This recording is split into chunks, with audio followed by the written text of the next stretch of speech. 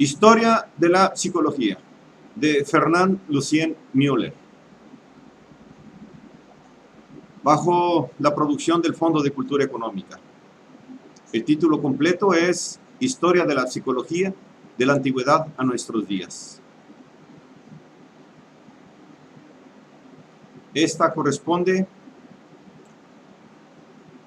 a la segunda edición de 1980, décima reimpresión de 2003. Historia de la psicología, 01, prólogo. Es sabido que la psicología durante 2 milenios fue inseparable de la filosofía hasta el punto de que el término que las distingue no existía. No fue sino en el siglo XIX cuando lo forjó un profesor de Marburgo, hoy día olvidado, el lógico Rodolfo Goclenius, y su empleo fue muy raro hasta el siglo XVIII. Es sabido también que este término, alma y razón, significa etimológicamente ciencia, estudio del alma. Pero esta definición no nos sirve de mucho, puesto que los hombres no han cesado de discutir y aún de disputar acerca de la naturaleza, la función e inclusive la realidad del alma. Y también porque se trata de saber cómo y en qué medida esta realidad, acerca de la cual no se ponen de acuerdo, se ha convertido en el objeto de una investigación científica en la acepción actual del término. Sin embargo, al contrario del nombre que lo designa, el campo que constituye la psicología tiene una historia tan larga que quien quisiese considerar todas las maneras de entender el alma humana vería abrirse ante sí un campo de amplitud desesperante, que además es de muy difícil acceso. Después de un estudio de las dos religiones más antiguas, el totemismo y el animismo, habría que iniciar el estudio de las concepciones de todas las sociedades depositarias de una tradición más o menos larga.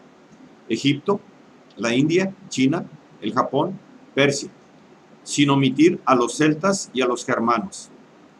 Reservar una suerte particular al pueblo hebreo, en la medida, sobre todo, en que el Nuevo Testamento implica el Antiguo.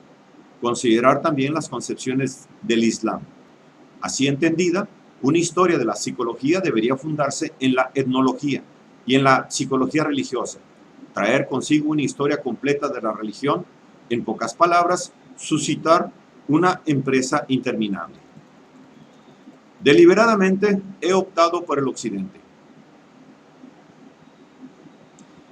En el 11º Congreso Internacional de Psicología, que se reunió en París en 1937, Paul Masson Oursel observó con razón que solamente Europa ha concebido, en verdad, la psicología en el sentido que reviste, como ciencia de los fenómenos psíquicos, paralela a las ciencias de la naturaleza. La India, por ejemplo, ajena a la idea de un determinismo de los fenómenos psíquicos, de manera natural y necesaria, no ha engendrado sino técnicas que implican la disociación de los fenómenos psíquicos con vistas a una salvación personal. Por tanto, considerando la psicología como una creación de la mentalidad occidental, me he tomado la libertad de excluir de esta historia no solo las concepciones animistas de los pueblos llamados primitivos, sino también las grandes tradiciones orientales. Es de prever que esta delimitación de principio, que preciso para quienes considerarán demasiado restrictiva esta obra, será criticada igualmente, pero por razones diferentes y aún contrarias por algunos psicólogos profesionales. Como la psicología, en cuanto ciencia, no tiene para ellos nada en común con la psicología tradicional, considerarán que es arbitrario relacionar así las concepciones antiguas con las nuevas y que, por consiguiente, hay en este libro muchas cosas de más. Aunque tal manera de entender la cuestión tiene algo de verdad, no creo que por ello resulte arbitrario el presente ensayo. Pero si se pretende que la psicología en su forma actual, es decir, en cuanto disciplina independiente, fundada en métodos que apelan solamente al rigor científico, es la única legítima, no es menos cierto que su existencia proviene de aquella mentalidad racional de la que los griegos, en un determinado momento de la historia, fueron los promotores y que resurgió en el siglo XVI. Y sigue siendo verdad también que las investigaciones, por transformadas que estén las perspectivas, continúan versando sobre el hombre interior, incluso cuando pretenden dar cuenta y razón desde el exterior, mediante una captación puramente objetiva. Ese hombre interior que, con su interrogación sobre sí mismo y sobre el mundo, sigue siendo el enigma esencial. Su estudio no es, por cierto, el privilegio exclusivo de la psicología. Postula una antropología que apela tanto a la historia o a la filosofía como a la etnología o a la sociología, ciencias que se distinguen de la psicología por fronteras fluctuantes. Así también, la psicología, cuando ha reivindicado su propio estatuto de independencia, no lo ha logrado más que por concesión de una suerte de régimen privilegiado al individuo como tal. No obstante, las correcciones, pienso en la psicología llamada social o colectiva, que se puedan hacer a la necesidad de aislar al sujeto individual para estudiarlo psicológicamente.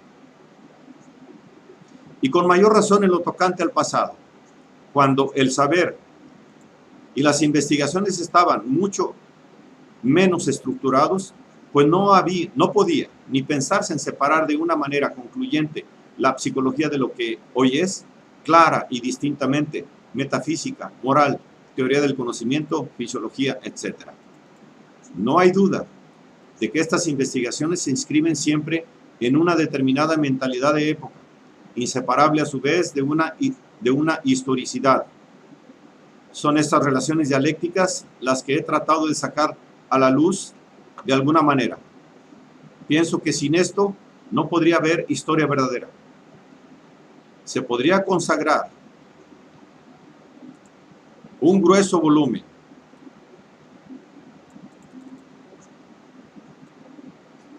solamente a la descripción de los tests imaginados por los psicólogos, sin ningún provecho desde el punto de vista que acabo de esbozar. Aún si aquí se trata parcialmente de los estudios psicológicos, tal como se presentan hoy día, solo la historia puede aportar esa dimensión preciosa que nos da, en la medida en que es posible, el conocimiento genético de los problemas. Se me objetará que las ciencias psicológicas, a la manera de Diógenes, que se ponía a caminar para refutar a Zenón, progresan y que eso es finalmente lo esencial. Si los que practican la psicología tienen razón en avanzar sin preocuparse demasiado de las justificaciones de principio, nosotros lo hacemos en interés general de la cultura. Es esta convicción la que me permitió resolver, dentro del campo limitado de la sola tradición occidental, la cuestión de la elección necesaria, puesto que aún así me era imposible considerarlo todo. Como sería a la vez erróneo y descomedido invocar, en esta ocasión, el adagio romano pretor de minimis non curat. Diré que solo he tratado de poner en relieve aspectos importantes, de destacar algunas líneas de fuerza, susceptibles de aclarar a la vez los problemas que han surgido y las investigaciones a ellos ligadas. Lo haya logrado o no, este ensayo no pretende dar un panorama completo de la psicología occidental, pues eso me hubiese llevado a un trabajo esencialmente descriptivo y analítico, a un catálogo abarrotado de nombres y de fechas. Mi meta, a la vez más modesta y más ambiciosa, me ha incitado a proceder, a menudo a grandes rasgos, insistiendo sobre las tentativas que apuntan, más o menos oscuramente, a fundar una antropología concreta. En cuanto a la última parte, habida cuenta de las obras ya aparecidas y cuyas referencias se encontrarán, está lo bastante desarrollada para orientar en esa suerte de matorral espeso que constituyen hoy las ciencias psicológicas. Y por último, generalmente me he atenido a lo explícito, a lo que los autores estudiados han dicho efectivamente, sin la pretensión de descubrir en ellos tendencias inconscientes para interpretarlos, pues esto me hubiese conducido a una psicología e incluso a un psicoanálisis de las teorías, es decir, a una empresa que hubiera constituido un trabajo totalmente distinto. Fernand Lucien Müller. Prólogo. a la cuarta edición. La acogida que se ha dispensado a esta obra, así como las traducciones que de ella se han hecho, muestran que respondía a una necesidad. Los agregados a esta cuarta edición están sobre todo en la última parte, ya que la abundancia y la complejidad de las investigaciones contemporáneas me animaron a darle una amplitud mayor. Me limité a los autores que me ha parecido que representan con particular relieve determinado aspecto de tales investigaciones, aunque admito que el procedimiento es discutible. Como aquellos autores vivos, y son numerosos, que no se citan, pueden estar persuadidos de que su obra tiene una importancia por lo menos igual a la de los que aquí se exponen, les ofrezco de antemano 1000 disculpas. Fernand Lucien Müller.